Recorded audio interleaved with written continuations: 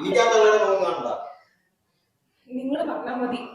നിന്റെ തള്ളയുടെ നീ അല്ലാതെ ഞാൻ പോയി പറയാൻ പറ്റുമോ? ഞാൻ പറയുമ്പോ പിന്നെ അത് വേറെ രീതിയിൽ പറയും. അതുകൊണ്ട് നീ തന്നെ പോയി പറയാം. ഞാൻ പോയി ബ്രഹ്മാവും പിന്നെ അടുത്തുള്ളവരൊക്കെ നോക്കും. നമ്മുടെ സ്റ്റാറ്റസിന് കുറവ്.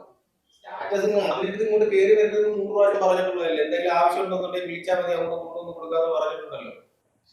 ഇപ്പൊ അടുത്തല്ലേ പൈസ കൊടുത്തേ, പിന്നെ എന്തിനാ വരുന്നേ?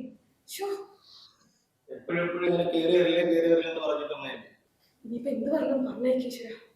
അമ്മേ എന്താ അമ്മമ്മനെ പുറത്തിരിക്കണേ? നിന്നെ അമ്മൂമ്മ ഇവന്റെ പേരും പറഞ്ഞാ പിന്നെ വന്നിട്ട് കടയിൽ നിന്ന് എന്തെങ്കിലും കടപ്പനാരെ എന്തെങ്കിലും നീ